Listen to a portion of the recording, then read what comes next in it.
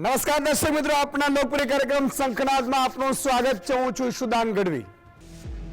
આજે 2-3 દિવસ શંખનાદ નહોતો આવી શક્યો અને હમણાં આવું થોડું ઘણું રહે તો માફ કરજો, કારણ કે ખૂબ બધી જવાબદારીઓ છે તમારી વચ્ચે, છતાંય કેટલાક અગત્યના મુદ્દાઓ રહીને જાય એટલા માટે આજે આપણે ચર્ચા કરવાના છીએ.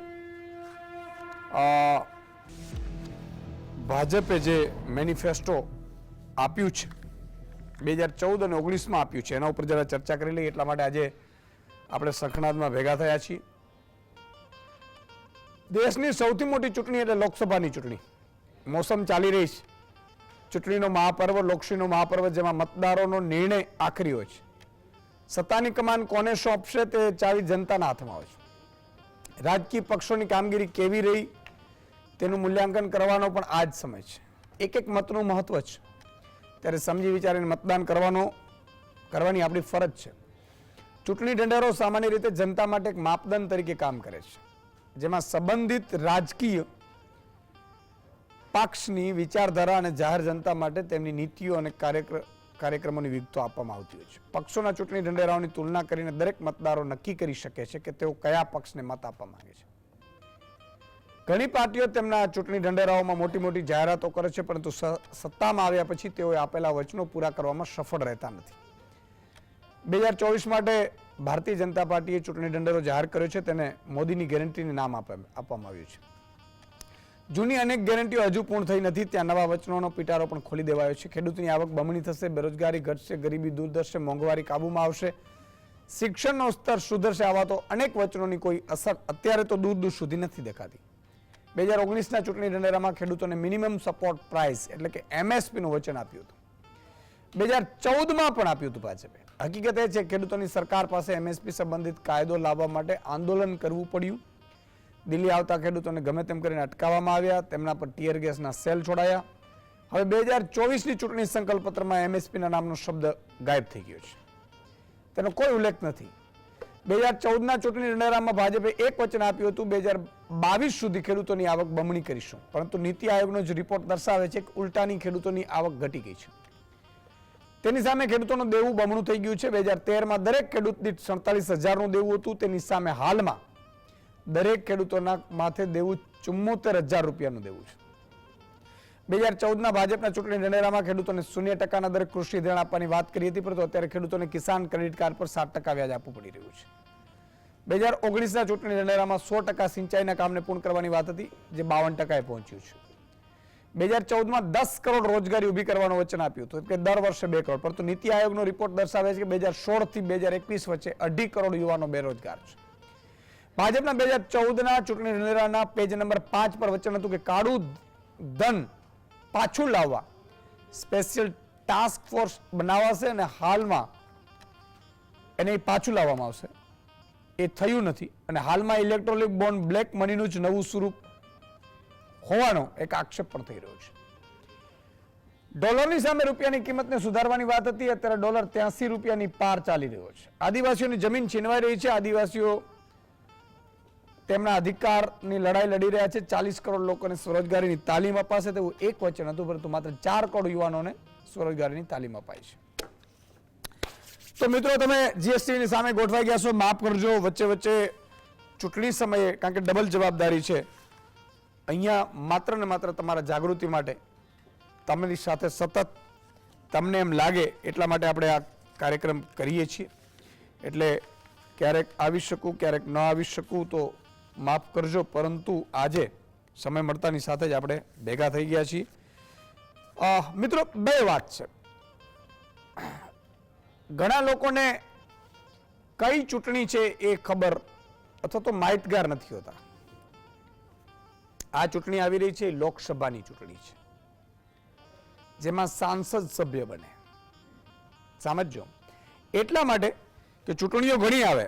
ગ્રામ પંચાયતની હોય ચૂંટણી, એમાં સરપંચ અને ગ્રામ પંચાયતના સભ્યો બને, ચૂંટાય. 5-6 ગામો પર તાલુકા પંચાયત સીટ હોય, એમાં તાલુકા પંચાયતનો સભ્ય ચૂંટાય, પછી તાલુકા પંચાયતનો પ્રમુખ પણ બને, જે TDOની ઉપર કહેવાય, તાલુકા વિકાસ અધિકારી.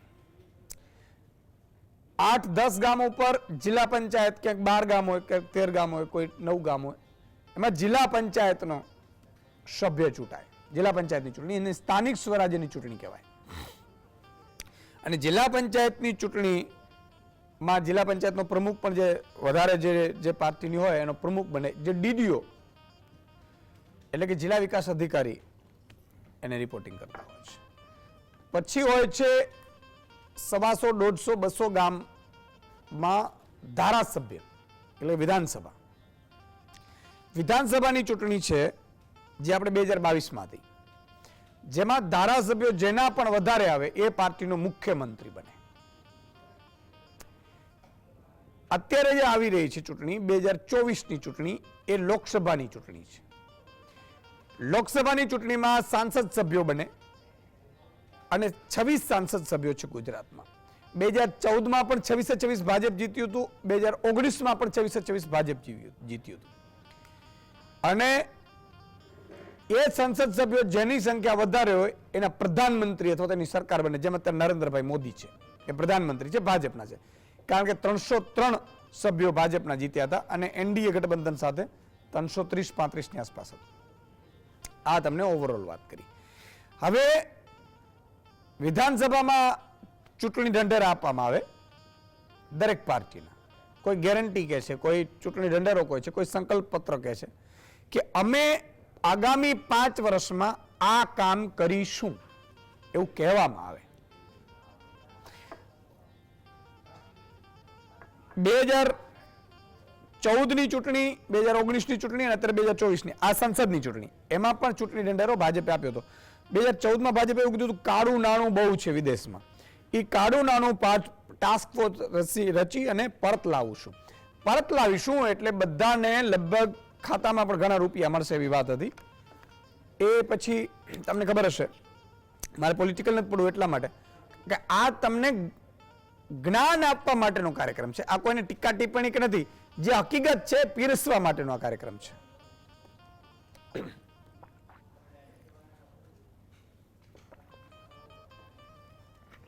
તો 2014માં એવું કહેવામાં આવ્યું હતું કાળું નાણું લાવીશું, ભ્રષ્ટાચાર બંધ કરીશું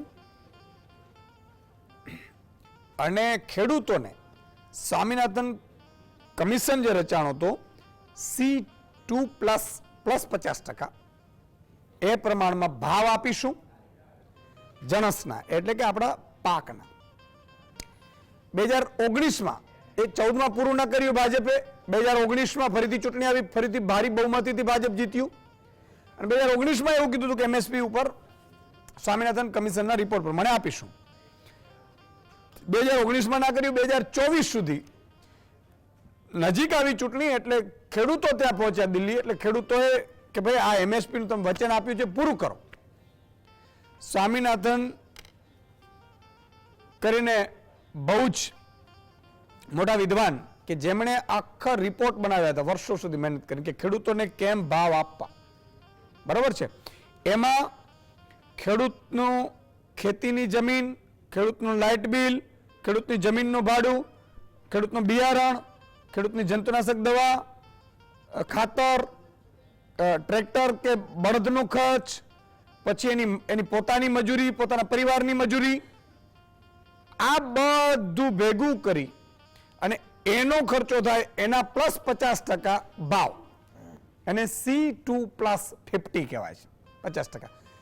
આ આપવાની વાત 2014 અને 2019માં ભાજપે કરેલી.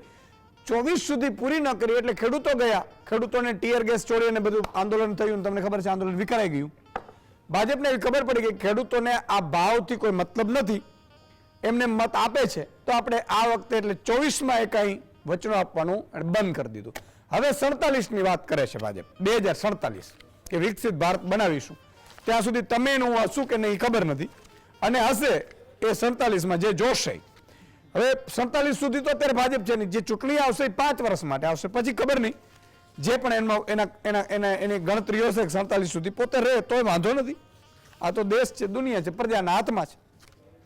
હવે મુદ્દો એ છે કે 2 કરોડ રોજગારીની વાત હતી 2014માં પર યર, એટલે 10 વર્ષમાં 20 કરોડ થાય. કોઈ રોજગારી 20 કરોડ ને મળી. પછી એવું કીધું કે કામ કરો ને, તમે લારી હોય ને એને રોજગાર જ કહેવાય. એટલે એ વાત થઈ. અત્યારે લાખો નોકરીઓ ટ્રેનથી મારીને બધામાં પડી છે. ઘણી ટ્રેનને એરપોર્ટો પ્રાઇવેટ કરી દીધા, એટલે સરકારી નોકરીઓ ઉડી ગઈ અને એની સાથે આરક્ષણ પણ ઉડી ગયું. આરક્ષણ હોય તો ચિંતા ને એમ કરીને. એટલે પણ છતાંય બધા લોકો એવું કહે છે કે ભાઈ ના બરોબર છે, આપણે આ બધું સારું કરે છે કામ, અને મતદાન આપણે આપીએ, કાંઈ વાંધો નહીં. એવો તો એ તમારો વિષય છે, કારણ કે આમાં હું કઈ ટીકા ટિપ્પણી ન કરી શકું. મારું કામ તમને ખાલી જાગૃત કરવાનું છે. હવે 2024માં ભાજપે શું કીધું? 2047માં ભારતને વિકસિત દેશ બનાવીશું, 3 કરોડ દીદીને કરોડપતિ બનાવીશું, મફત રાશન પાણી ગેસ આપવામાં આવશે, યુનિફોર્મ સિવિલ કોડ લાવશે, ભારતની તમામ ભાષામાં ઉચ્ચ શિક્ષણ પર ભાર મૂકવામાં આવશે, વંદે ભારત ટ્રેનો છે એ વધારે દોડાવશે અને પેટ્રોલની આયાતમાં ઘટાડશે. આ બધું છે. 2019માં એમણે કીધેલું કે 60 સાલની ઉંમર પછી ખેડૂતોને પેન્શન આપવામાં આવશે, નાના દુકાનદારોને 60 વર્ષ પછી પેન્શન આપવામાં આવશે, બરાબર છે. બધા ગરીબ પરિવારોને LPG કનેક્શન આપવામાં આવશે, 75 નવી મેડિકલ કોલેજ ખોલવામાં આવશે અને ખેડૂતોને ભાવ આપવામાં આવશે MSP વાળું. કેટલું થયું તમને ખબર છે. 14માં એવું બધું કીધું કે ભાઈ કાળું નાણું લાવવામાં આવશે, 2 કરોડ રોજગારી આપવામાં આવશે. પછી આ બધા વાયદાઓ કર્યા. હવે આ જે ચૂંટણી છે એ લોકસભાની ચૂંટણી છે. આમાં ગટર પાણીની બહુ ના આવે મુદ્દાઓ, પણ રાષ્ટ્ર લેવલના આવે, દેશ લેવલના. માની લો કે ગેસનું સિલિન્ડર છે, પેટ્રોલ ડીઝલ. પેલા એવી વાત હતી કે પેટ્રોલના ભાવ ઘટાડવામાં આવશે, 62 રૂપિયા હતા 2014માં. અત્યારે કેટલા છે આપણે ખબર છે. 62 રૂપિયો તો અત્યારે 83 પાર થયો છે. એવું કહેવામાં આવતું કે રૂપિયો છે એ ડાઉન થતો જાય છે, એ નુકસાન કરે છે ડોલરની સામે. પછી દેવું છે એ 56 લાખ કરોડ હતું, એનો 205 લાખ કરોડ થઈ ગયું છે. અને છતાંય બધા લોકો આગેવાનો એમ જ કહે છે કે ખૂબ વિકાસ થયો છે અને એમાં કંઈ વાંધો પણ નથી. આજે આપણે શરૂ કરીએ એ પહેલા એક સવાલ લઈ લો આપણો જે છે, બરાબર છે. અને ફોન લાઈન નીચે ખોલીશું, તમારા પ્રશ્નો પણ લેશું, કારણ કે તમે દર્શકો જોડાય એ મને ગમે. એટલે ગુજરાતનો સૌથી મોટો મહેલ કયો છે સવાલ છે આજનો. A Lakshmi Vilas palace, B Navlakha palace, C Aina Mahal, D Nilambag palace. તમારો જવાબ અમને વોટ્સઅપ કરો 7016311312 નંબર પર, 7016311312 નંબર પર. તમારું નામ અને ગામનું નામ ખાસ લખવું. અને હવે આપણે ચર્ચા કરવાના છીએ. 4 મહાનુભાવો આપણી સાથે જોડાયા છે આ મુદ્દા ઉપર. પ્રોફેસર રજનીકાંત દેસાઈ છે, વિશ્લેષક છે. રાજકીય વિશ્લેષક સુનિલભાઈ જોશી છે, રાજકીય વિશ્લેષક છે. આદિત્યભાઈ ભટ્ટ છે, વકીલ છે. અને ભરતસિંહ ઝાલા ખેડૂત આગેવાન છે. ખેડૂત આગેવાન એટલા માટે છે કે આપણે ખેડૂતોનો થોડો પ્રશ્ન વધારે છે, કારણ કે મેઇન મુદ્દો MSP છે. હવે ભાજપને એવું હતું કે 2014માં એવું કીધું કે MSP ભાવ આપીશું એમ, બરાબર છે. 19માં એવું હતું, પણ 24માં એવું લાગતું નથી કે ભાઈ ખેડૂતો એમને મત આપી દેશે.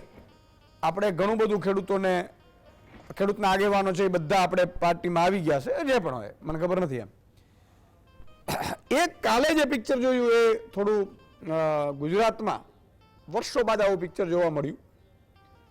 ક્ષત્રિય સંમેલન રાજકોટના રતનપુર ગામમાં હતું.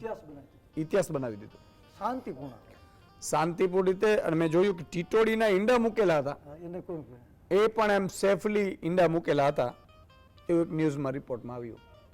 અને લાખોની પબ્લિક હતી, જનતા. મને એક સવાલ એ થાય છે કે કોઈની લાગણીઓ ક્યારે કોઈ દિવસ દુભાવાય નહીં. કોઈ પણ વ્યક્તિ ઈસુદાન ગઢવી હોય ને તો એને હક કે અધિકાર નથી કોઈ પણ જ્ઞાતિ, જાતિ કે ધર્મનો, કોઈ વ્યક્તિની પણ લાગણી તમે દુભાવો. સાહેબ, રાજકારણ છે ને એ શુદ્ધ હોવું જોઈએ, અને શુદ્ધ હોવું જોઈએ. તમે તમારી સિસ્ટમનો વિરોધ કરો કે ભાઈ શાસકનું કામ એ છે કે આટલું અમે સારું કર્યું બતાવે, વિપક્ષનું કામ એ છે કે આટલું હજી ઓછું છે એ કહેતું રહે. પછી શાસક વિપક્ષે પણ ઝઘડવાની જરૂર નથી. એ પણ એ મેચ્યોરિટીથી આગળ વધવા જોઈએ. તમે જુઓ, અટલ બિહારી વાજપેયી બીમાર હતા, વિપક્ષમાં હતા, અને ત્યારે રાજીવ ગાંધીએ સાહેબ એમને વિદેશમાં સર્જરી કરવા મોકલાલા. ફોરેનની જ્યારે બાબત આવી ત્યારે પણ ડેલિગેશન ગયું, ત્યારે અટલ બિહારી વાજપેયીની અધ્યક્ષતામાં ગયું હતું. દેશ ઇમ્પોર્ટન્ટ છે. શાસક વિપક્ષ, આ તો ઘણા લોકો તો શું કહેવાય, એટલું બધું સિરિયસ. આ સિસ્ટમ સુધારવા માટે રાજનીતિમાં આવ્યા છીએ આપણે, કે ભાઈ કામ શું છે આપણું. રાજનીતિ છે એ અણિશુદ્ધ હોવી જોઈએ. બીજું કે રાજનીતિમાં ક્યારેય પણ કામ સિવાય મત માંગાય નહીં. કોઈની લાગણીઓ દુભાવીને કે કોઈને પારો ચડાવીને તમે મત માંગવા જાઓ, એનાથી શું મળવાનું છે સાહેબ? તમે 5 વર્ષ સુધી કોઈ ખુરશી છે એની ઉપર બેસી જવાના છો. આજે ઘરમાં 7-8 વ્યક્તિનું ઘર હોય અને એમાંય જો જે વ્યક્તિ ચલાવી ન શકે એને તમે ઘરનો વહીવટ આપીને એને મહિને 50,000 આપી દો અને રેવણ સેવણ કરી નાખે, તો એ ઘર ક્યારેય બીજું ઘર ખરીદી નથી શકતું. એનો બજેટ, એની વ્યવસ્થા, એની ઇન્કમ આપણે બહુ જરૂરી હોય. તો તમે વિચાર કરો, તાલુકાની વાત હોય, જિલ્લાની વાત હોય, રાજ્યની વાત હોય, દેશની વાત હોય, તો તમારે દેશ એવા વ્યક્તિઓને આપવું જોઈએ જે સમજદાર હોય, જે પ્રામાણિક હોય, જેને દેશ પ્રત્યે પ્રેમ હોય અને સાચા મુદ્દાઓને લઈને. આપણે શેના માટે આ ધરતી ઉપર આવ્યા છીએ મને ખબર નથી પડતી. ક્યારેક ક્યારેક રાજનેતાઓ જે ટિપ્પણીઓ કરે છે, ટિપ્પણીઓ શું મળવાનું છે? અને એવી ટિપ્પણીઓ તમે કરો તો હું એમ કહું છું કે આજે હજી મેણાની પેલી છે ને, એ બહુ જ અઘરું હોય છે. એક બા હતા, એનું ગાંઠ હતી, મૃત્યુ થાય છે, સ્મશાનમાં હોય છે, અને બધા પૂછે છે ગાંઠ ફૂટી કે નહીં? તો આ ગાંઠ ફૂટી જશે, પણ મેણા જે મારેલા છે, પેલા નણંદ ભાભીઓ ઝઘડતા હતા, મેણાની ગાંઠ છે ને એને આજીવન ક્યારેય ફૂટી નહોતી. વાત એ છે કે ક્યારેય કોઈ દિવસ સાહેબ કોઈ પણ વ્યક્તિ હોય, સાહેબ આ દેશનો ગરીબમાં ગરીબ વ્યક્તિ હોય એને પણ તમે મજાક બનાવવાનું કરો ને તો ઈશ્વરનું આપેલું પાત્ર ઈશ્વરનો છે યાર. આપણે કોણ છીએ? આપણે કોઈ અધિકાર નથી સાહેબ. અને તમારી પાસે કોઈ ગરીબ ભીખ માંગવા આવે છે તો ઈશ્વર મોકલે છે તમને. તમારે એમાં શુભ ચડાવવાનું કે તમે એને ઓહો આમ નીકળો અને તમે ધંધા નથી કરતા, એ આપણો ક્ષેત્ર જ નથી. એટલે આ તમામ બાબત છે, સમજો તો ઠીક છે. તો 4 મહાનુભાવો જોડાયા છે. મારે સમજવાની કોશિશ રજનીકાંતભાઈ આપનાથી કરવી છે કે મેનિફેસ્ટો, સંકલ્પ પત્રો આવ્યા, હવે તો ગેરંટી આવી ગઈ છે નરેન્દ્રભાઈ મોદીની ગેરંટી, પણ 2014 ને 2019માં પૂરા નથી થયા. ખેડૂતોએ કીધા પછી પણ પૂરા નથી થયા. અને હવે આવશ્યકતા પણ નથી લાગતી કે ખેડૂતોની આ ભાવની ગેરંટીઓ પૂરી કરે. છતાં એમને વિશ્વાસ છે કે ખેડૂતો 2 લાખ, 5 લાખ કે 10 લાખની લીડોથી જીતાડશે. કારણ કંઈ પણ હોય, જેનો પોતાના બાળકનો, પોતાના પરિવારનો આખું ભાર છે ને એ ખેતી ઉપર નિર્ભર છે. એવા લાખો ખેડૂતો, 54 લાખ ખેડૂતો છે. એમનો પરિવાર, એમના માતા પિતા, એમનો દીકરો દીકરી ભણતા હશે, એની ફી ભરવાની, આ બધું ભાવ ઉપર નિર્ભર હોય છે, ખેતી ઉપર નિર્ભર હોય છે. એને કોઈ પાર્ટીઓએ ગેરંટીઓમાં ન સમાવે તો એનું શું? એમ ભારતીય જનતા પાર્ટીએ 2014ની લોકસભાની ચૂંટણીમાં વચનો આપ્યા, મેનિફેસ્ટો બહાર પાડ્યું કે ચૂંટણીમાં જો તમે અમને વિજય અપાવશો તો આવતા 5 વર્ષમાં અમે આ કામો કરશું. કામો કયા? મોંઘવારી ઘટાડીશું, બેરોજગારી દૂર કરીશું, ખેડૂતોને યોગ્ય ટેકાના ભાવ અમે આપીશું, ભ્રષ્ટાચાર દૂર કરીશું, કાળું નાણું દૂર કરીશું. 2000ની ચૂંટણીમાં પ્રજાને એમ લાગ્યું કે ચાલો આ લોકો આ પ્રશ્નો આપણા ઉકેલશે. પ્રજાને મત આપ્યા, સત્તા પર આવ્યા. ફરી 2014ની ચૂંટણી પતી ગઈ, 5 વર્ષ થઈ ગયા, આ પ્રશ્નો ઉકેલાયા નહીં. તો છતાં પ્રજાને એમ થયું કે ચાલો ફરી એક ચાન્સ આપીએ. ફરી પ્રજાએ ચાન્સ આપ્યો 2019માં, વધારે સીટો આપીને ચાન્સ આપ્યો. 14 કરતાં વધારે સીટો આપી અને 2019માં ફરી ભારતીય જનતા પાર્ટીએ મેનિફેસ્ટો બહાર પાડ્યો અને સત્તા પર આવ્યા. 2019ની ચૂંટણી પછી હવે 2024ની ચૂંટણી આવી રહી છે. આ 5 વર્ષ દરમિયાન જે પ્રશ્નો હતા એ તો ઉકેલાયા નહીં, ઉલટો એમાં વધારો થયો અને ભારતીય જનતા પાર્ટીએ સરકારે એવા વચનો આપવા પડ્યા 2024ની ચૂંટણી પહેલા કે 80 કરોડ લોકોને અમે ફ્રી અનાજ વગેરે આપીશું. એ શું બતાવે છે કે તમે 2014માં જે વચનો આપેલા પૂરા થયા નથી અને 2019માં તમે જે વચનો આપેલા એ પૂરા થયા નથી, તો જ તમારે 80 કરોડ પ્રજાને ચૂંટણી પહેલા વચન આપવું પડે છે. હવે 2024ની ચૂંટણી છે, 543 બેઠકો લોકસભાની એની ચૂંટણી છે. ભારતીય જનતા પાર્ટીએ 10 વર્ષ શાસન કર્યું છે. જો પ્રજાને મતદારોને એમ લાગે કે આ 10 વર્ષના શાસનમાં એમણે જે વચનો આપેલા એ પૂરા થયા છે તો એમને 2/3 બહુમતીથી 2024ની ચૂંટણીમાં ચૂંટો. કોઈ જાતનો વાંધો ભારતના કોઈ પણ નાગરિકને વાંધો નથી. પણ જો પ્રજાને એમ લાગે કે એમણે 2014-2019માં આપેલા વચનો, હવે તો નરેન્દ્રભાઈની ગેરંટીની વાત કરે છે, નરેન્દ્રભાઈ વડાપ્રધાન છે અને એ ગેરંટી તમને એમ લાગે કે આ વચનો પૂરા થયા છે તો તમે 543 બેઠકો એમને આપો. પણ જો તમને એમ લાગતું હોય કે આ વચનો પૂરા થયા નથી, અમારા પ્રશ્નોમાં વધારો થયો છે, અમને નોકરીઓ મળી નથી, કેન્દ્ર સરકારની લાખો નોકરીઓ ખાલી છે, જગ્યાઓ, બજેટ તો દર વર્ષેનું થાય છે, દરેક વિભાગોને પ્રજાના પૈસા ટેક્સમાંથી બજેટ ફાળવવામાં આવે છે જે તે વિભાગને, પણ એ પ્રશ્નો એ પૈસા ક્યાં જાય છે? નોકરી મળતી નથી, કેન્દ્ર સરકારમાં નથી મળતી, રાજ્ય સરકારમાં નથી મળતી અને અમારા પ્રશ્નોમાં વધારો થતો જાય છે. દેશ ખેતી પ્રધાન છે પણ ખેડૂતના પ્રશ્નો તો એના જ ઉપર તો વધારો થયો છે. જો તમને એમ લાગે કે નરેન્દ્રભાઈએ 10 વર્ષના શાસનમાં સારું શાસન આપ્યું છે, અમારા પ્રશ્નો ઉકેલ આવે છે તો એમને મત આપો, કોઈને વાંધો નથી. પણ જો તમને એમ લાગે કે 10 વર્ષના શાસનમાં પ્રશ્નો ઉકેલાયા નથી તો નરેન્દ્રભાઈ હવે જે ગેરંટી એમને નામે જે આપવામાં આવે છે એ ગેરંટી પર કેટલો વિશ્વાસ મૂકવો. ઓકે. અને તમને એમ લાગે વિશ્વાસ ન મૂકી શકાય તો વિરુદ્ધમાં મત આપજો. દેશની લોકશાહી શાસન વ્યવસ્થાને બચાવવા માટે આપજો. ઓકે. અને એ તમારી ફરજ છે. તમને ભારતના બંધારણમાં ડૉક્ટર આંબેડકર સાહેબે જેમણે 2 PhD કરેલા, એક PhD પૂરું થયા પછી એમની પાસે સમય નહોતો, પૈસા નહોતા, નોકરી કરી, બીજું PhD કર્યું. એમણે શ્રેષ્ઠ બંધારણ ભારતના બંધારણ આપેલું છે. બિલકુલ. આ બંધારણમાં જે સુધારો થયો છે એમાં 90% સુધારા, મેં તો બંધારણ 35 વર્ષ ભણાવ્યું છે ને હું જાણું છું કે 90% સુધારાઓ રાજકીય પક્ષોએ, નેતાઓએ એમના સ્વાર્થ માટે કરેલા છે, દેશની પ્રજાના હિતમાં નથી કરેલા. તો આવું શ્રેષ્ઠ બંધારણ ટકી રહે, આપણી લોકશાહી શાસન વ્યવસ્થા ટકી રહે અને દરેકના પ્રશ્નો ઉકેલાય, બિલકુલ, એવી જ વ્યક્તિઓને મત આપજો. બરોબર છે.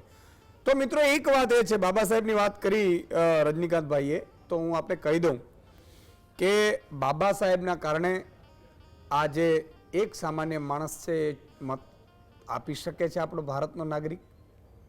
એક આપણા પ્રધાનમંત્રી છે જે ચાય વહેંચતા વહેંચતા ગરીબ પરિવારમાંથી પ્રધાનમંત્રી બની શક્યા છે, એ બાબા સાહેબના બંધારણના કારણે છે. તમામ હકો, તમામ અધિકારો, આ બધા આજે શિક્ષણથી, આરોગ્યથી, અસ્પૃશ્યતા નાબૂદી, આ બધું છે બાબા સાહેબના બંધારણના કારણે છે. સાહેબ એનો હક અને અધિકાર છે. એક દર્શક મિત્ર છે, પછી હું સુનિલભાઈ પાસે જાઉં. સામતભાઈ જોડાય છે દ્વારકાથી. જી સામતભાઈ. હાજી. હેલો. હાજી, બોલો બોલો સામતભાઈ. હમણાં રજનીકાંતભાઈ જે બોલ્યા હતા હા કે સમજીને તમે મતદાન કરો, બરોબર. હા. હવે ખરેખર લોકોને જાગૃત થવાની જરૂર છે. હા. હવે આ મેનિફેસ્ટો જે ભાજપ વાળા લોકો જે મોકલાવ્યો છે એમાં એને જે પેલા ઓલા 2 પૂરા કરો, 14 અને 19 પછીનો હવે આગળનું લેવલ પેલા પૂરું કરો પછી આગળ વિચારો, બરોબર. અને બીજું સાહેબ, આપણે આચાર સંહિતા સામાન્ય માણસને લાગે 50,000 રૂપિયા લઈને જતા હોય તો આપણે રોટી ક્યાંથી લઈ આવ્યા બધી માહિતી માંગે છે આ લોકો. હા. તો સાહેબ આજે આચાર સંહિતા હોય તો આ ભરતી મેળાને આચાર સંહિતા નથી મળતી, કાયમ નવા દુપટ્ટા આવે છે તો એને કેમ નથી આ આચાર સંહિતા? જે ભરતી મેળો થઈ છે એમાં તમે સમજી ગયા ને, એ ભરતી મેળાને આચાર સંહિતા કેમ નથી નડતી એની વાત કહેવાનું. સાચી વાત છે તમારી. જેમ હમણાં રજનીકાંતભાઈ કીધું કે નેતાઓ છે એ પોતાના સ્વાર્થની વાત આવશે ને તો બધું ભૂલી જશે. ખૂબ ખૂબ આભાર. તમે વિચાર કરો, ચૂંટણીમાં ફંડ લેવા એ કાયદેસર કર્યું ઇલેક્ટ્રોનિક બોન્ડ કરીને, અને એમાં ખબર ન પડે, કોઈને અધિકાર નથી એવું કીધું, અને એમાં ગુજરાતના કચ્છના ખેડૂતનો, દલિત પરિવારના ખેડૂતના 12 કરોડ રૂપિયા આ લોકોએ પડાવી લીધા ચૂંટણી ફંડના નામે. એની એફઆઈઆર નથી લખતા. બોલો, એફઆઈઆર નથી લખતા. એટલે એમના ફાયદા માટે જે છે એના માટે એ લોકો પોતાને કાનૂન કોઈ લાગુ નથી પડતો. મને ચિંતા એ જ છે, જો મને સિસ્ટમનો શું કામ વિરોધ છે સાહેબ, આ મારે કરવું કેમ પડે છે, મને બહુ પીડા થાય છે કે એક તમે હેલ્મેટ પહેરવું પડે છે એમાં વાંધો નથી, પણ માન લો કે હેલ્મેટ વગર તમે ક્યાંક ગયા અને પોલીસ વાળો રોકે ને આપણે એ જ પોલીસ વાળો એમ કે તમે મને દંડ ભરો ભાઈ, ચાલો એ વાંધો નથી. શું એ પોલીસ વાળો પોતે જે સાક્ષીઓનું નિવેદન કરે છે એ સાચી રીતે કરે છે? એના વાંધો નહીં, ચાલો. શું આજનો મુખ્યમંત્રી છે એ બધા કાનૂન પાલન કરે છે? પ્રધાનમંત્રી પોતે પાલન કરે છે? મને સમજાવો. તો તમે પ્રજા પાસેથી બધા નક્કી કરે કે ભાઈ માસ્કના નામે 1000 લઈ લ્યો, અને લાયસન્સ નો હોય તો આ લઈ લ્યો, ને ફલાણો લઈ લ્યો, ઢીકડો લઈ લ્યો. બધા એમ કે નેતાઓ કે પાલન કાયદાઓનું કરવું પડે. તમે કેટલું કરો છો? આ એફિડેવિટ કરે છે અત્યારે બધા, એના દીકરાના સોગંદ ગાયને કહો કે ભાઈ એફિડેવિટમાં જે સંપત્તિ બતાવો છો એ સાચી છે. એટલે કહેવાનો મતલબ કે પ્રજા જેટલા કાનૂન પાલન કરવાનો હોય પ્રજાએ કરવાના, આમને કાંઈ લાગુ પડતું નથી.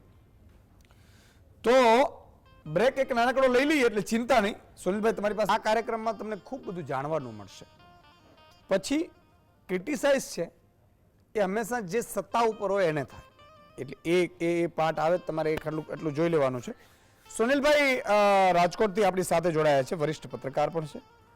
સુનિલભાઈ, 2014-2019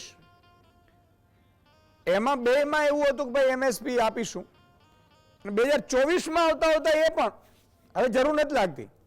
બીજું કે ખરેખર ચૂંટણીઓ કયા આધારે લડાવી જોઈએ? નેતાઓ પોતાને જલસા મારવા માટે, લાલ બત્તી માટે આવતા હોય છે, પોતાના પરિવારનો અથવા તો જમીનો કબજે કરીને બધું કાનૂનની વ્યવસ્થાઓ બધું ભાગ કરીને ઉદ્યોગપતિથી સમૃદ્ધ બનવા માટે આવતા હોય, સેવા માટે આવતા હોય છે, કે ખરેખર કરતા શું હશે? અને 24માં ખેડૂતો, આટલા 15 કરોડ ખેડૂતો જે દેશમાં, એનો MSP નો મુદ્દો સૌથી મોટો છે, એ મુદ્દો લેવામાં જ નથી આવ્યો. સુનિલભાઈ જી, પેલા તો ઈશુદાનભાઈ હું કહીશ કે તમે જે મુદ્દાઓ ઉઠાવ્યા છે ખૂબ જ મેં અત્યાર સુધી સાંભળતો તો બહુ સામાન્ય પ્રજાને અસર કરતા મુદ્દા છે. અને જે વાત છે ઢંઢેરાની, ચૂંટણી ઢંઢેરાની, મને લાગે છે કે એ કર્મકાંડ થઈ ગયું છે. કારણ કે જો તમારે ઢંઢેરો બહાર પાડી એનો અમલ ન કરવો હોય તો એવા ઢંઢેરા બહાર પાડવાની કોઈ ગંભીરતા નથી. અગાઉ ઉત્તરદાયિત્વ રહેતું, અને ચૂંટણી ઢંઢેરો એ મેં લગભગ હું 35 વર્ષથી ફોલો કરું છું બધી ગવર્મેન્ટને, અને જર્નાલિઝમ કરું છું. તો અગાઉની સરકારોમાં છે ને અમે એની બ્લુપ્રિન્ટ જોતા અને 5 વર્ષનો એનો વિકાસ જોતા અને એના કમિટમેન્ટ લેવલ જોતા. કમિટમેન્ટ લેવલ બહુ બેસ્ટ રહેતું, અને એના કારણે આપણે સીધી ભાષામાં કહીએ તો એનો અમલ કરવા નિષ્ઠાપૂર્વક પ્રયત્ન થતા હતા. પરંતુ અત્યારે સ્થિતિ એ થઈ છે કે ભારતમાં સૌથી મોટો પ્રશ્ન થઈ ગયો છે, આપણા ખેડૂત ભાઈઓએ જે વાત કરી, બધાએ કરી, એમાંથી પાવર બેલેન્સ વયું ગયું છે. લોકશાહીમાં છે ને વિરોધ પક્ષ છે એ બહુ ઇરાદાપૂર્વક મૂકવામાં આવેલી બાબત હતી, પણ મતદારોએ કોઈ સંજોગોમાં, જેને આપણે ઇમોશનલ વોટિંગ કહીએ છીએ, કોઈ સંજોગોમાં એક પાવર શિફ્ટિંગ થઈ ગયું છે એક સત્તાધારી પક્ષ એટલે કે ભારતીય જનતા પાર્ટી NDA તરફ, અને એને કારણે એમને જે કઈ કરે એ સાચું છે એવો એક એન્ડોર્સ થાય છે. તો આ સૌથી ચિંતાજનક એ બાબત છે કે મતદારોએ મતદાન કરતી વખતે વિરોધ પક્ષ છે એને કંટ્રોલિંગ ઓથોરિટી તરીકે ઉપયોગ કરવાનો હોય છે કે તમે 60-40 કે 65-35 ના ઇક્વેશનમાં મતદાન થાય એવરેજ, તો જે મુદ્દાઓ છે એ મુદ્દા બે તમે જો સારી રીતે મતદાન કરો ને તો તમારો અવાજ વિરોધ પક્ષના દ્વારા સત્તા ઉપર જાય અને અંકુશ લાવી શકીએ. તમારી જુદી જુદી વાતો છે એનો મેં એક સાર તાર્યો છે, ને હું છેલ્લા જોઉં છું 22 જાન્યુઆરી 2024 થી આપણે વાત શરૂ કરીએ. દેશમાં અયોધ્યા રામ મંદિર નું જે મોજું આવ્યું હતું ત્યારે વિરોધ પક્ષો તૂટવા માંડ્યા હતા, વિરોધ પક્ષોનો વિશ્વાસ તૂટવા માંડ્યો હતો, અને આજે આપણે બેઠા છીએ 15મી એપ્રિલે. દેશનું વાતાવરણ ફરી એક વખત બદલાઈ ગયું છે. અને તમે જુઓ છો મુદ્દા કેટલા આવી ગયા છે. સુપ્રીમ કોર્ટ જાગી છે, ઇલેક્ટ્રોલ બોન્ડમાં ફટકારી છે SBI ને, અને આજે સ્થિતિ આવી છે કે એમને બધો જ પુરાવા આપવા પડ્યા છે. અને ઇલેક્ટ્રોલ બોન્ડ વિશે આ સરકાર પારદર્શક નથી, સરા જાહેર સાબિત થઈ ગયું છે. બીજો મુદ્દો એવો જ છે બાબા રામદેવનો. બાબા રામદેવને ફટકાર્યા છે. આ જ બાબા રામદેવ છે, એમણે પતંજલિ દ્વારા બાલુ સાથે રહી અને દેશમાં ભ્રામક પ્રચાર કર્યો છે. હવે પુરવાર થઈ ગયું છે. એમણે મીડિયાથી માંડી બધાની અંદર એકદમ પોતાની ઇમેજ કરી. અને આ બાબા રામદેવ રામ મંદિર ના જયારે પ્રતિષ્ઠાપનમાં મહેમાન તરીકે પણ હાજર હતા. તો આપણે કઈ વ્યક્તિઓને ક્યાં મૂકીએ છીએ એ બીજો મુદ્દો છે.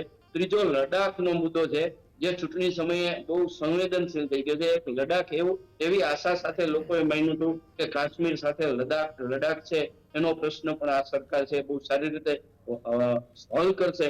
એની બદલે એની ઉપેક્ષા એવી થઈ કે ત્યાં આપણે ઓળખીએ છીએ લડાખના જે રાજકારણની, એ જે આપણે 3 ઇડિયટ જોયું હતું એનાથી વધારે ઓળખીએ છીએ, એ એમને આમરણાંત ઉપવાસ કરવા પડ્યા. તો એ મુદ્દો છે રાષ્ટ્રીય મુદ્દો આજે બની ગયો છે.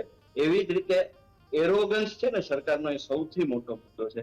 સરકાર એવું માને છે કે મતદારો અમારા ખિસ્સામાં છે અને અમારે સરકારને કોઈને જવાબ દેવાની જરૂર નથી વિરોધ પક્ષને જવાબ દેવાની જરૂર અને નથી મતદારોને. કારણ કે અમે તમને રામ મંદિર બનાવી દીધું છે, અમે તમારા માટે જુદા જુદા કામ કર્યા છે, અમે રસ્તાઓ બનાવ્યા છે, અમે એરપોર્ટ બનાવ્યા છે, અમે બુલેટ ટ્રેન બનાવી છે. તો હવે ખેડૂતોના જે પ્રશ્ન છે એ એમને રહેશે તો એનાથી અમને ફેર નહીં પડે. અમને આંદોલન મેનેજ કરતા આવડે છે ને આંદોલન તોડતા પણ આવડે છે. અમારી પાસે પાવર છે.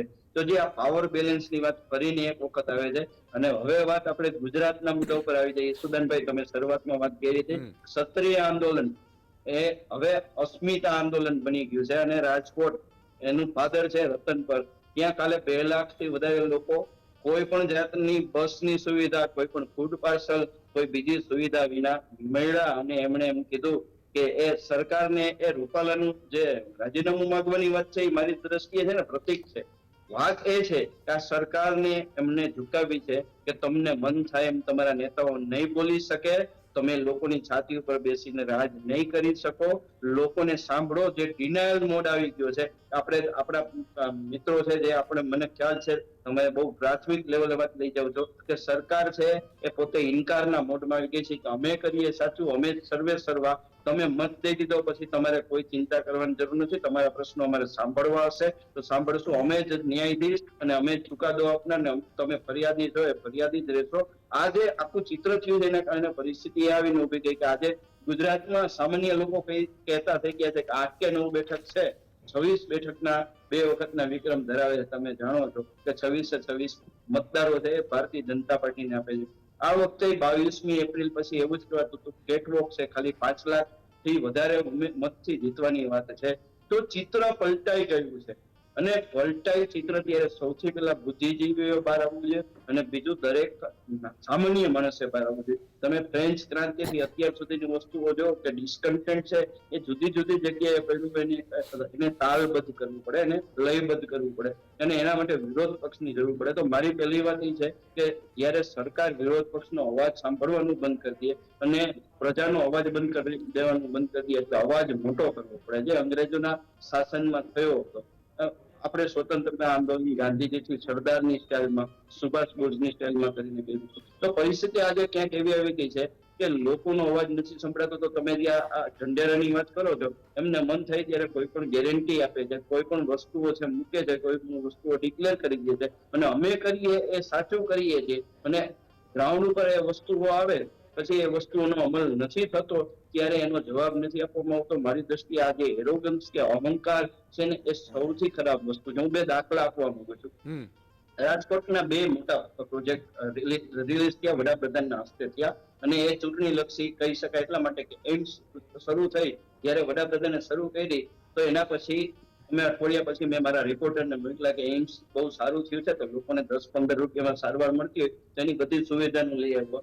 તો મારા રિપોર્ટર ત્યાં ગયા તો એમણે જોયું કે એમ્સ થી બધાને સિવિલ હોસ્પિટલમાં મોકલવામાં આવે છે અને રિપોર્ટ કરવા માટે ક્યારેક ખાનગીમાં મોકલવામાં આવે છે. પછી આ બાબતે વધારે ઇન્વેસ્ટિગેશન કર્યું ત્યારે ખ્યાલ આવ્યો કે ભાઈ ક્યાંક તો રિપોર્ટ પણ 2-5 હજારના બહાર કાઢવામાં આવે છે હવે એ છે કે પરિસ્થિતિ સુધરી છે, મતલબ ચૂંટણી લક્ષી બધી જ વ્યવસ્થાઓ ગોઠવવાથી લોકોનું નુકસાન થાય છે. રાજકોટથી 15 કિલોમીટર 10 કિલોમીટર દૂર હોય અને સૌરાષ્ટ્ર ગુજરાતમાંથી લોકો જાય ને ત્યાંથી નિરાશ થાય તો આ સરકારની પણ થાય છે. એવું જ તમને ડોમેસ્ટિક એરપોર્ટનું ઉદાહરણ આપું. ડોમેસ્ટિક એરપોર્ટ છે એ જે તે સમયે શરૂ થયું ત્યારે લોકોને એમ હતું કે ડોમેસ્ટિક માંથી ઇન્ટરનેશનલ એરપોર્ટ થયું તો બધી જ સુવિધાઓ ઇન્ટરનેશનલ એરપોર્ટની હશે ત્યાં, પરંતુ ઇન્ટરનેશનલ ફ્લાઇટ ના આવી, પહેલી વસ્તુ. બીજી વસ્તુ, ત્યાં ઇન્ટરનેશનલ લેવલની સુવિધા નથી થઈ, માત્ર એરપોર્ટની પટ્ટી થઈ છે. એની ટર્મિનલ છે, એક સામાન્ય બસ સ્ટેન્ડ જેવી એની ટર્મિનલ છે, અને જૂનું એરપોર્ટ દૂર કરવું પડે. ફનેલ વિસ્તાર છે શહેરના વિકાસને નડતો હોય છે. એરપોર્ટ હોય ત્યારે ફનેલ વિસ્તારનું આપણે સામાન્ય દર્શકોને સમજાવીએ તો એ વિસ્તારમાં પ્રતિબંધ હોય મોટા મકાનો બાંધવાનો. હવે તમારું એરપોર્ટ છે એ 8 મહિનાથી કે 10 મહિનાથી થઈ ગયું છે, તો તમારે પછી આ વીઆઈપી એરપોર્ટ તરીકે વાપરવા માટે લોકોને આખા શહેરને બાંધમાં લ્યો, લોકોના બાંધકામ ઉદ્યોગને બાંધમાં લ્યો. આ ક્યાં નિર્ણયો છે? આ નિર્ણયો પ્રજાની હિતના નથી, આ પ્રજા વિરોધી નિર્ણય છે. પણ પ્રજા વિરોધી નિર્ણયને કચડી નાખવાની એક છે ને, જયારે બહુ મોટી બહુમતી મળતી હોય છે ને ત્યારે સત્તાધારી કોઈ પણ પક્ષ હોય ને એના એક આદત આવી જતી હોય છે, અને આ આદત સુધારવાનું કામ છે ને એમને મોટા ન ગમે. મતદારોને મારો અહીંથી આગ્રહ છે કે કોઈને મોટા ન ગણો, કામથી મોટા ગણો, એના હોદ્દા અને પદથી મોટા ન ગણો. મને એવું લાગે છે કે જેટલી બાબતોમાં લોકોને અન્યાય થાય છે એ અવાજ અત્યારે જ સંભળાશે ને અત્યારે જ તમારે જે અવાજ છે બે રીતે કરવાનો છે. એક, તમારી પાસે કોઈ રાજકીય નેતા આવે તો તમારા સવાલોના જવાબ પૂછો, અને જવાબ ન દે તો સમજો એ જવાબ નથી આપતા તો એમના પેટમાં પાપ છે. અને બીજું, મત પેટીમાં તમે એવી રીતે મત નાખો કે જે જસ્ટિફાઈ થાય. 5 વર્ષ ફરીને તમારે ગુલામ બનવું છે કે 5 વર્ષ પછી નવું પરિવર્તન લાવવું છે, એ કરીને કરશો. ઓવરઓલ હું માનું છું કે ખેડૂતોને સૌથી વધારે હેરાનગતિ છે. ડુંગળીની આયાત નિકાસ ગમે ત્યારે બંધ થઈ જાય. જ્યારે લોકોને ડુંગળી ખેડૂત લઈને જાય ત્યારે એના ભાવ ઘટી જાય, મગફળીના ભાવ જયારે લઈને માર્કેટમાં જાય ત્યારે ઘટી જાય. ઓઇલ, એડિબલ ઓઇલ છે એમાં અહીંથી સંગઠનો દિલ્હી સુધી સતત રજૂઆતો કરે છે કે ભાઈ આપણું એડિબલ ઓઇલ એક ટાઈમે બરોબર હતા કે ભાવ આંતરરાષ્ટ્રીય બજારો ઇમ્બેલેન્સ થઈ હતી તો તમે એડિબલ ઓઇલનું ઇમ્પોર્ટ છે એ ચાલુ કરી દીધી, પણ હવે તો સ્થાનિક લોકોને જીવવા તો દો, સ્થાનિક ઉદ્યોગોને એક્ઝિસ્ટન્સ તો રહેવા દો, તો એ વસ્તુ નથી થતી. બિલકુલ સુનિલભાઈ જે વાત કરી કે આ બધા મુદ્દાઓ છે, પણ છતાંય મને ખબર એટલા માટે નથી પડતી કે લોકો ભીડ બહુ આવે છે, લોકોને પડી નથી અથવા સમજતા નથી, જે પણ કારણ હોય. એમાં મારે કેવું છે, હા, તમારા સવાલનો જવાબ છે ને, હું 24 કલાક છાપા સાથે જોડાયેલો છું. એક ક્યાંક છે ને આપણા જે પાછલા ઇતિહાસમાં શેડો સેક્યુલરિઝમ આવ્યું એની સામે હિન્દુઇઝમ રાઇટ વિંગ, તમે તો જાણો છો, આપણે રાઇટ ને લેફ્ટ વિંગ, પણ આપણે સામાન્ય લોકોને કહી તો મુસ્લિમોની આડકંપાળ ભારતમાં થઈ અને ભારતની પ્રજા છે, સંસ્કૃતિથી હિન્દી છે, ધર્મથી હિન્દુ છે. અને હવે છે ને તમે રાજકીય વ્યક્તિ છો, ટ્રાવેલ ટાઈમ છે ઘટી ગયો છે. તમે કેરળમાં ચર્ચની વાત કરો ને ગુજરાતમાં મંદિરની વાત કરો, બરોબર. કેરળમાં હિન્દુઓને કોરોના કહેવામાં આવે, મેલેરિયા કહેવામાં આવે, મચ્છર કહેવામાં આવે, તો એનો ટ્રાવેલ ટાઈમ સોશિયલ મીડિયામાં 30 સેકન્ડ કે 40 સેકન્ડનો એ બાઇટનો હોય છે, અને એ બાકીનું કામ ભારતીય જનતા પાર્ટી કરી દે છે અને સાયબર સેના કરી દે છે. તો રાજકીય પક્ષોએ પોતાની વિચારધારા સાથે આવવું પડશે, નવા સમય સાથે આવવું પડશે. કોંગ્રેસની વાત કરું છું અને વિરોધ પક્ષોની વાત કરું છું. દિલ્હીની નીતિ જુદી અને ગુજરાતની નીતિ જુદી નહીં. લોકો પાસે તમારે અનાવૃત થઈને, એટલે એકદમ ખુલ્લું થઈને આવવું પડે. એક પરિવારમાં 4 સભ્યો એ રીતે તમારી નીતિ અને એનું નેટવર્ક, બે બાબત રાજકારણમાં બહુ જરૂરી હોય છે. તમે નીતિમાં સ્પષ્ટ નથી એટલે તમારું નેટવર્ક નથી બનતું. હું કહું છું કે તમારી જે પણ નીતિ હોય, તમે મુસ્લિમોને એક જગ્યાએ રાખવા માંગો છો, હિન્દુઓને એક જગ્યાએ રાખવા માંગો છો, આ દેશને તમે 48ની સ્થિતિએ લઈ જવા માંગો છો, નથી માનતો. પણ એ વિચારધારાને માનનારા લોકો સાથે બેઈમાન કરો. જે પણ કરો તમે, દાખલા તરીકે બિન સાંપ્રદાયિકતાની વાત કરો તો એને વળગી જ રહ્યો. તમે સોફ્ટ હિન્દુત્વની વાત કરો તો એને વળગી જ રહ્યો. ભારતીય જનતા પાર્ટીને 10 વર્ષ કે 15 વર્ષ કે 20 વર્ષમાં કોઈ ફાયદો થયો હોય તો માત્ર એ થયો છે કે હિન્દુત્વના મુદ્દાને વળગી રહ્યા છે. એની સાથે વિકાસનું પેકેજિંગ કર્યું. વિકાસનું પેકેજિંગ એટલે દેખીતો વિકાસ, પછી પારિવારિક ગુણવત્તા નથી એવી આપણને ખબર છે કે આપઘાતનો ગુજરાતનો ઇતિહાસ તમે કઢાવો. બિલકુલ, એટલે બહુ જ વાત સાચી છે સુનિલભાઈ. તમારી જે પ્રશ્નો છે, પોલિટિકલ પાર્ટીઓએ પણ પોતાનો એ, અને બીજા નંબરમાં પ્રજાએ પણ, જો આમાં કોઈ છે ને એ રાખી દે એવું હોતું નથી. આપણા આ ક્ષત્રિયો આગેવાનો જે ભેગા થયા, હાર્ડકોર હિન્દુત્વ એટલે ક્ષત્રિય, અને એમણે જે લડીને જે નીકળ્યા છે, અને બીજું કે 2-5 લાખ લોકોની વાત છે, તો એનો પરિવાર તમે 7-8 નો ગણો તો 25 લાખ થાય. અને ક્ષત્રિય સમાજ એવો છે કે એક ગામમાં એક હોય ને તો આખા ગામના મત ન ખાઈ શકે એટલી કેપેસિટી ધરાવતો હોય છે. પણ ખેર આ મુદ્દો અલગ છે. લતાબેન અમદાવાદથી જોડાય છે. જી લતાબેન, મને લાગે છે ફોન કટ થઈ ગયો છે. તમારી પાસે આવવા માંગુ છું. આદિત્યભાઈ, સમજવાની કોશિશ કરીએ છીએ. કાયદા છે ને પ્રજા માટે બને છે. માની લો કે ભાઈ ડ્રાઈવરો એક્સિડન્ટ કરે તો ડ્રાઈવરોને 10 વર્ષની સજા, અને પછી ખેડૂત તો આમ કરે તો ખેડૂતોને 3 કાયદા લાવી દીધા ને. પણ નેતાઓ વિરુદ્ધનો કાયદો નથી બનતો. ભાઈ તમે 14માં કે તમે 4માં કે 9માં તમે કોઈ પણ વચનો આપો, ઈશુદાન ગઢવી કંઈ વચન આપે તો ઈશુદાન ગઢવી 5 વર્ષમાં 4 વર્ષમાં પૂરું ન કરે તો એને કેરી ફોરવર્ડ કરે, હું હજી આ પૂરું નથી, હું આવતા પેલામાં કરીશ. પણ પૂરું જ ન કરે અને એને કંઈ પૂછે નહીં, એને કહે નહીં, એને સજાય ન થાય તો એ તો એવું ન કહેવાય કે આ તો ફેક ન્યૂઝ. માન લો કે અત્યારે કોઈ સમાચાર ફેક ન્યૂઝ ચલાવે ને તો એને સજા થાય કે ભાઈ ઈશુદાન ગઢવીએ કીધું કે હું 10,000 રૂપિયા મહિલાઓને આપીશ, બરોબર છે, અથવા આદિત્યભાઈએ કીધું કે 10,000 મહિલાઓને આપીશ, એટલે બેકિંગ તો ચાલ્યા. પણ ઈશુદાનભાઈ આપ્યા નહીં તો ઈશુદાનભાઈએ ફેક ન્યૂઝ ફેલાવ્યા, બરાબર છે. તો આજે આ લોકોએ ચૂંટણી ઢંઢેરા કે મેનિફેસ્ટોના નામે જે લોકો એવું કહે છે કે હું કાળું નાણું લાવીશું, 2 કરોડ રૂપિયા રોજગારી હોય, ફલાણું ડીકડું, તો એ ફેક ન્યૂઝ કયા સિલેબસમાં, તો એના વિરુદ્ધ પણ કંઈક થવું જોઈએ યાર. જી, બહુ કહેવાય ને કે લાઇટલી આપણે એક બહુ ગંભીર મુદ્દો ઉઠાવ્યો. જો થોડીક આપણે આપણી લોકશાહીની અમુક જે લિમિટેશન્સ છે અને ઓફકોર્સ એને આપણે એક ઊંચા સ્તરે લઈ જવી છે, એટલે ચર્ચા બી જરૂરી છે. પરંતુ જે મેનિફેસ્ટો કહીએ અથવા તો સંકલ્પ પત્ર કહીએ એ એક વિઝન ડોક્યુમેન્ટ છે. વિઝન ડોક્યુમેન્ટ એટલે કયા ક્ષેત્રમાં અમારે શું કરવું છે એ દરેક પોલિટિકલ પાર્ટી પોતાની વાત રજૂ કરે પ્રજાજનો સમક્ષ, અને એમાં કેટલી વાતો કોને કેટલી અપીલ કરે છે, કેવી રીતે એને રજૂ કરવામાં આવે છે, કેટલી હદે અપીલ કરે છે, એના ઉપરથી એક એમનો મતદારોનો બેઝ નક્કી થતો હોય. અને આ તમે કોઈ પણ પોલિટિકલ પાર્ટીમાં જુઓ તો 5 વર્ષ પહેલાના જે મેનિફેસ્ટોમાં જે વચનો રાખ્યા હોય અને આજે કમ્પેર કરો તો અમુક વચનો ગાયબ પણ હોય છે અને અમુક વચનો પૂરા નથી થયા હોતા તો એનો જવાબ પણ નથી હોતો કે કેમ આ વચન મળેલું પણ આ ઇમ્પ્લિમેન્ટ કેમ ના થઈ શક્યું.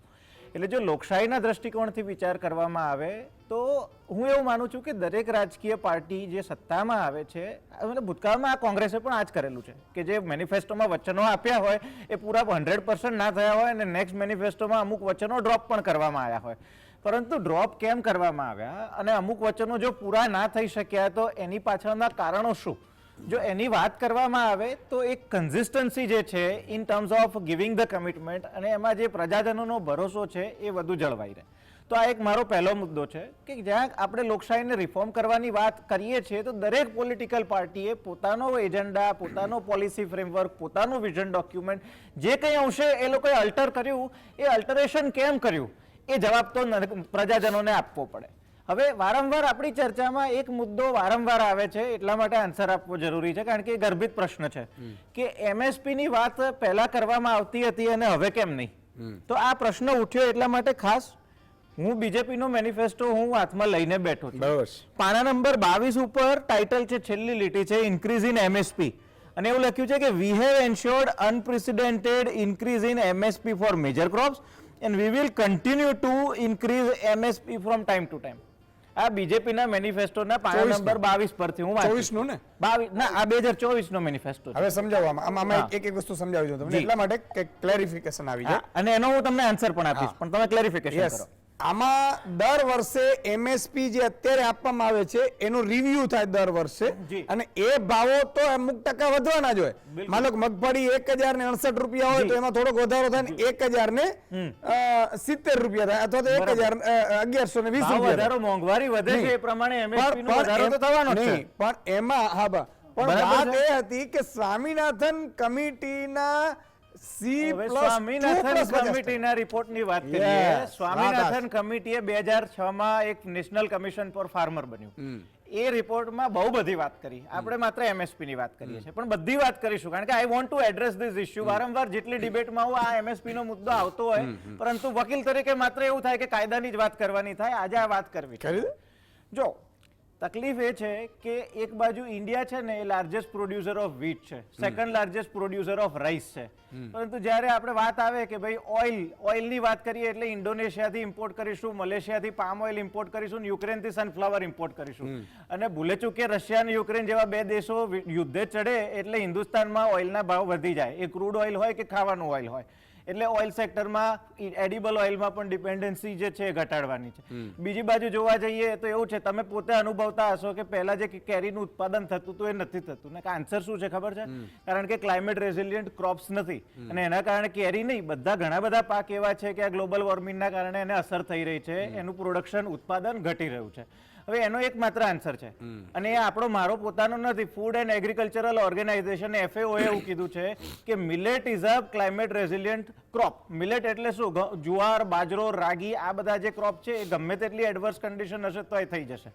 હવે તકલીફ MSP ની વાત આવે એટલે, અને બીજું બીજેપી એવું નથી કહેતી કે અમે MSP નહીં આપીએ, પરંતુ ક્રોપ ડાયવર્સિફિકેશનની વાત થાય તો એ બહુ જરૂરી છે. જો આપણે કાયમી ધોરણે જો એવું કરીશું કે ભાઈ ઓઇલ ઇમ્પોર્ટ જ કરે રાખીશું, અને કાયમી ધોરણે આપણે એવું કરીશું કે ભાઈ આપણે પ્રોટીન રીચ ફૂડ બનાવીશું જ નહીં, તો we are becoming diabetes capital of the world. ઘઉં અને ચોખાની અંદર બે જ વસ્તુ છે, કાર્બોહાઈડ્રેટ્સ, અને આપણે જરૂર છે એના કરતાં વધારે ઉત્પાદન કરીએ છીએ. MSP ના કારણે દરેક ખેડૂતને એવું જ છે કે ઘઉં ને ચોખા જ વાવવાના. છેલ્લે આપણા ફૂડ કોર્પોરેશન ઓફ ઇન્ડિયાના ગોડાઉનમાં એ વસ્તુ સડી જશે, ને સડેલા ઘઉં વળી પાછા પંજાબના જ પેલા બિયર મેન્યુફેક્ચરિંગ વાળા લઈ જશે ને એમાંથી જ બિયર બનાવશે. એટલે આજે પ્રોફિટિયરિંગની જે સાયકલ છે એને તોડવા માટેની જો કોઈ વાત કરવામાં આવે, ક્રોપ ડાયવર્સિફિકેશનની વાત કરવામાં આવે, એવું કહીએ કે ભાઈ અમે બીજા ક્રોપ્સમાં પણ MSP આપીશું, મિલેટ્સનું ઉત્પાદન વધારીશું, ક્રોપ ડાયવર્સિફિકેશન કરીશું, તો ખોટું શું છે? કારણ કે આ જ વસ્તુ ફાર્મ સેક્ટરમાં ક્રેડિટ વધારવાની વાત પણ સ્વામીનાથને જ કરી છે, ક્રોપ ડાયવર્સિફિકેશનની વાત પણ સ્વામીનાથને જ કરી છે, ખેડૂતોને કિસાન ક્રેડિટ કાર્ડ આપવાની વાત પણ સ્વામીનાથને કરી છે. અને જો એ જ વાત બીજેપી દરેક પોલિટિકલ પાર્ટી પોતાના મેનિફેસ્ટોમાં કંઈક અલગ અલગ નામે રજૂ કરતી હોય છે. બીજેપીએ શું કીધું? અમે જ્ઞાન ઉપર ફોકસ કરીશું. એટલે શું કે ગરીબ, યુથ, અન્નદાતા અને નારી. હું કોંગ્રેસનું મેનિફેસ્ટો વાંચું છું, એની અંદર પણ આ જ વસ્તુ લખી છે, ફાર્મર્સ માટે અમે શું કરીશું, અમે નારી માટે શું કરીશું. એ લોકો અલગ અલગ રીતે રિપ્રેઝેન્ટ કરે છે, પરંતુ જો ઇન્ડિયાના ફાર્મ સેક્ટરની વાત કરવા જઈએ ને તો ઇન્ડિયાની 70% ઓફ ધ પોપ્યુલેશન આજની તારીખે ખેતી ઉપર નિર્ભર છે, અને કોઈ દેશ આજ સુધી જો આટલું મોટું એગ્રીકલ્ચરલ સેક્ટર પરનું ડિપેન્ડન્સ હોય તો વિકાસ નથી કરી શક્યો. આજની તારીખે યુએસએમાં કેટલી પોપ્યુલેશન છે? 2%.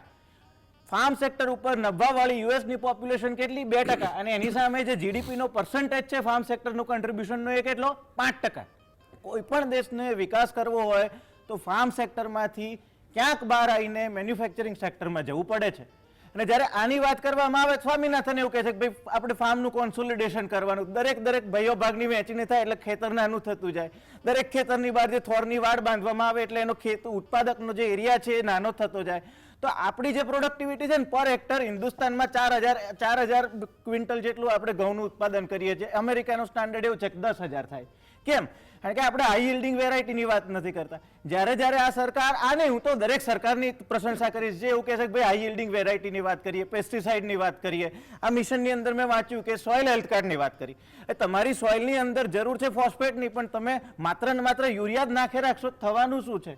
યુરિયા તમારે બીજે બહાર જવું પડશે. બિલકુલ આદિત્યભાઈ, એના માટે કૃષિ વિભાગ આપેલું છે કેન્દ્રમાં.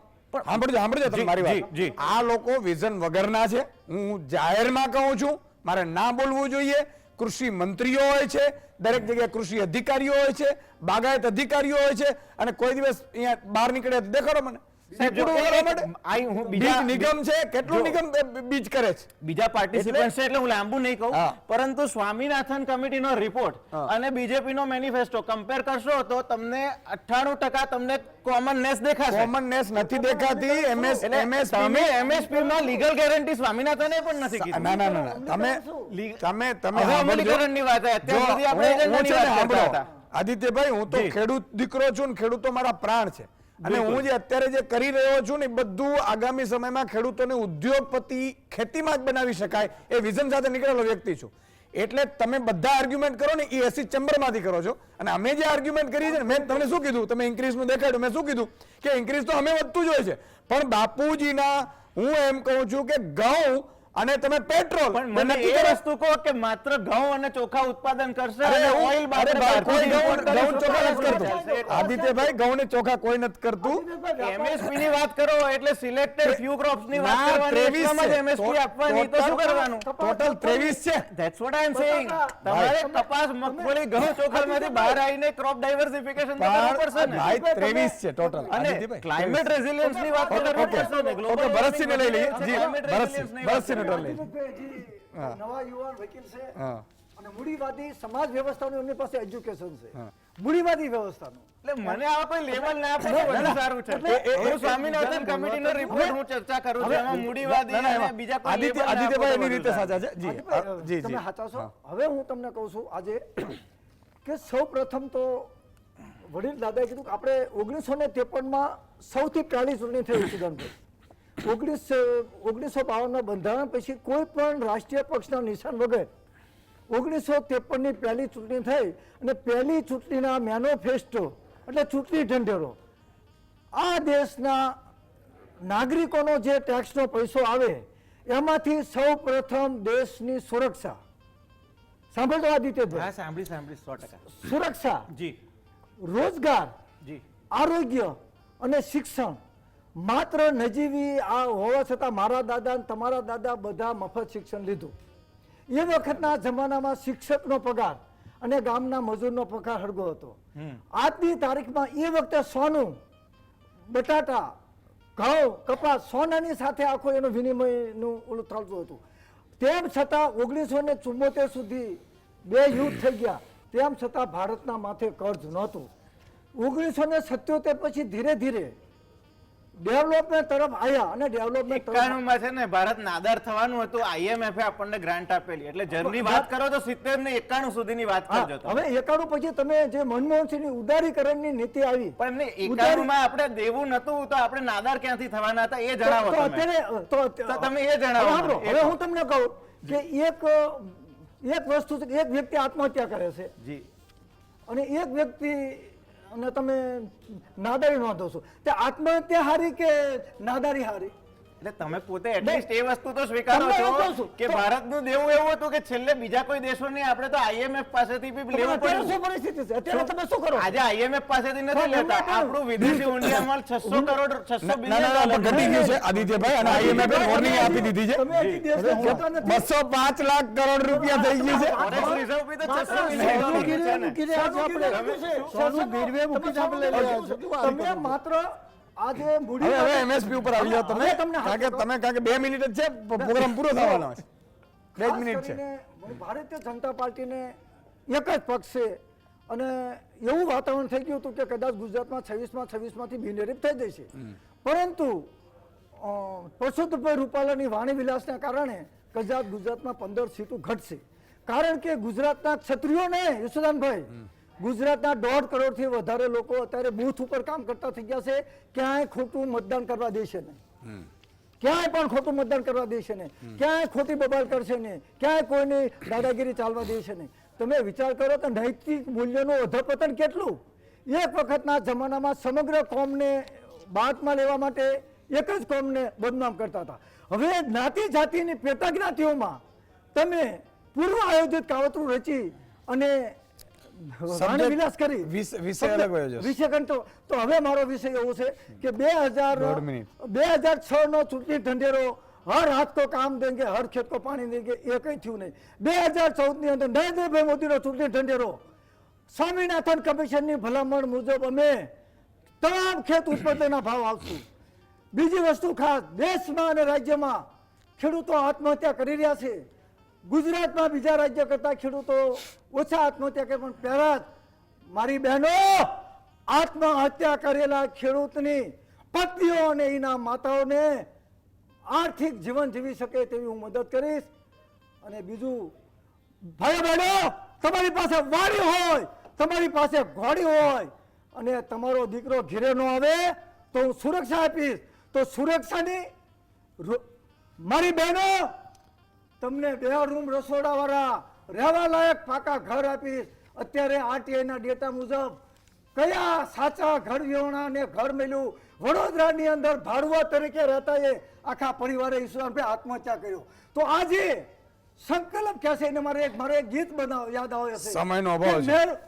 કે છે ને, વચન વિવેકી જે નર ને નારી પાણબાઈ એને બ્રહ્માદિત લાગે પાછ. તમે વચન ને વિવેક ની વાત કરો, ખોટા વચન આપો ને, અને જનતાને કહું છું ખોટાને તમે મત ન આપો. સારી રીતે બહાર નીકળો. કોઈ પક્ષાપક્ષીમાં નથી માનતો, પણ જે ખોટાને મત આપે એને પાપનો એટલો જ ભાગીદાર છે. તમે તમારા મત ક્ષેત્રના સારા ઉમેદવારને મત આપો, જેથી કરીને લોકસભામાં તમારા વિસ્તારના પ્રશ્નોની રજૂઆત કરે. અને તમારો કપા ઘરમાં જોહાણ પાટો પડ્યો છે. તમારા જેવા વ્યાપારી કપા લેવા નથી આવતા. ડુંગળી અમારી પાસેથી 2 રૂપિયા લઈ લો છો. તમારા બેન અને તમારા માતા તમારા માતા 40 રૂપિયા ડુંગળી લેવા જાય છે.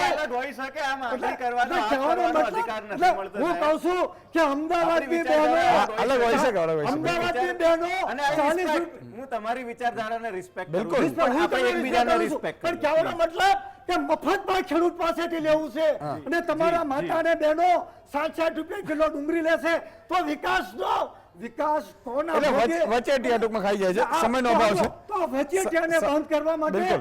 ભારતીય ફાર્મલો આવેલા, વચેટિયાઓને દૂર કરવા માટે સમયનો અભાવ છે. ફાર્મલો આવેલા. ઇક્વાલિટી લાવવા માટે વચેટિયાઓને દૂર કરવા માટે જ ફાર્મલો આવેલા. ભાવ નિયંત્રણ કાયદો. દર્શક મિત્રો છે. તમે કેમ ન બોલતા ભાવ નિયંત્રણ કાયદો લાવો? શિક્ષકનો પગાર કેટલો?